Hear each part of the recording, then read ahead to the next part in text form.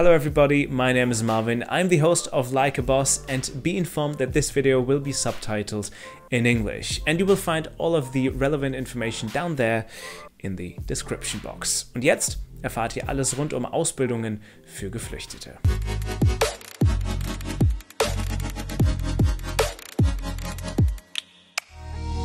Egal woher ihr kommt, egal was ihr vorher gemacht habt, eine Ausbildung ist eine solide Grundlage, um ins Arbeitsleben zu starten. Ihr habt vorerst einen gesicherten Job, verdient also auch Geld und lernt über den Job Kollegen kennen und vermutlich noch vieles weitere.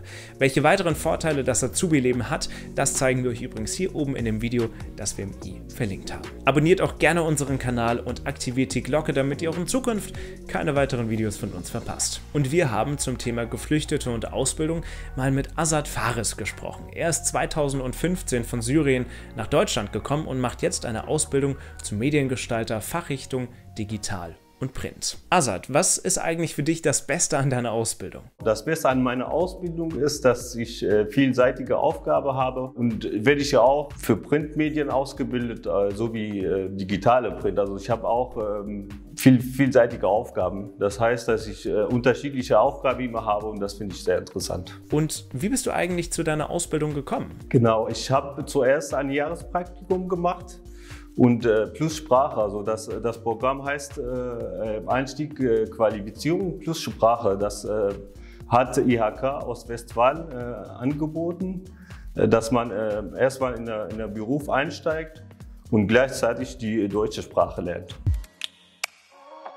Es gibt natürlich verschiedene Möglichkeiten und Adressen, an die ihr euch wenden könnt. Neben den offiziellen gibt es natürlich auch Initiativen, die euch helfen, beraten und unterstützen. Und bevor ihr jetzt die ganze Zeit auf Pause drückt, keine Sorge, alle Infos findet ihr wie gesagt unten auch in der Beschreibung. Übrigens, weitere Tipps und Informationen haben wir für euch natürlich auch auf Instagram. Also schaut da gerne mal rein und folgt uns dort auch. Grundsätzlich gilt, dass ihr immer bei eurer lokalen IHK nachfragen könnt, was möglich ist und was Voraussetzungen sind, um eine Ausbildung anzufangen.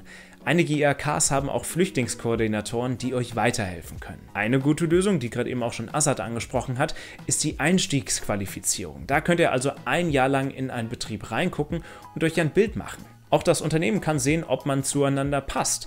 Und der Vorteil ist, dass man auch ein Zertifikat bekommt und falls man wirklich dann dort auch eine Ausbildung anfängt, kann diese dann eben auch verkürzt werden. Oder auch die Integrationshilfe des Senior Experten Service, also kurz SES, lohnt einen Blick. Azad, wie sehr hat dir eigentlich die Ausbildung geholfen bei deiner Ankunft in Deutschland? Also ich merke ja auch, dass ich jetzt nur fast Deutsch spreche und das hilft ja auch auf jeden Fall im Alltagleben, dass man auch die Kultur besser kennenlernt, auch die Kollegen. In meinem Fall ist ein Monat in der Berufsschule und 3 Monate bei der Arbeit. Und das finde ich auch interessant, dass man ein bisschen abwechseln und ja, neue Gesichter dann auch sehen. Und welchen Tipp kannst du anderen Geflüchteten geben, wenn es um das Thema Ausbildung geht? Also ich weiß, dass das nicht einfach ist, wenn man die Sprache nicht gut kennt.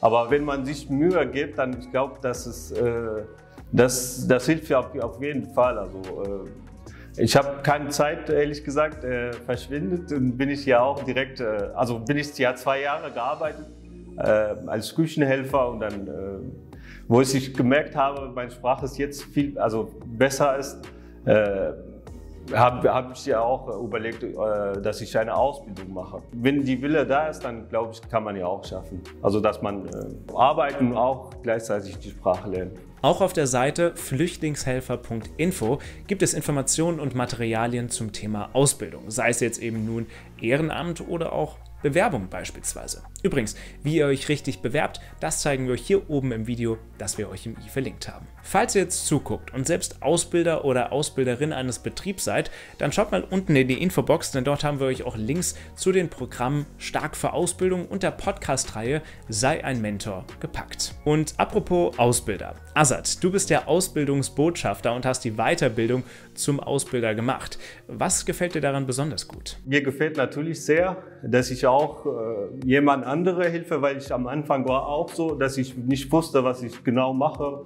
Und ich wusste nicht, was in der Ausbildung gemacht wird. Und das finde ich hier auch auf jeden Fall sehr interessant.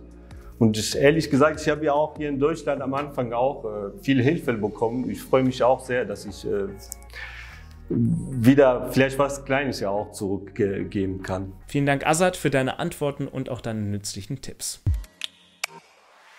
Natürlich gibt es aber auch Möglichkeiten, die euch die Bundesregierung bietet. Beispielsweise ist das Arbeitsamt eine gute Anlaufstelle oder auch das BAMF, das Bundesamt für Migration und Flüchtlinge. Da gibt es zum Beispiel das Berufsorientierungsprogramm oder auch die Berufssprachkurse des Bundes, also ein kostenloser Sprachkurs. Besonders für Jüngere gibt es den Jugendmigrationsdienst. Vorteil hier ist, dass ein Schwerpunkt auf berufliche Integration gelegt wird. Und auch die Bundesländer haben verschiedene Angebote, genauso wie Hochschulen, wo ihr eventuell eben auch Sprachkurse absolvieren könnt. Ihr merkt schon, es gibt verschiedene Wege und Möglichkeiten, wenn es um das Thema Job, Ausbildung und Sprache geht. Falls ihr aber noch nicht wisst, was ihr machen wollt, dann findet ihr hier oben von uns ein nützliches Video dazu und unten drunter ein weiteres Video zu verschiedenen Ausbildungen und Abschlüssen. Was sind eigentlich eure Erfahrungen beim Thema Ausbildung oder habt ihr vielleicht auch Fragen? Dann stellt sie uns gerne unten in den Kommentaren und wir beantworten das natürlich gerne.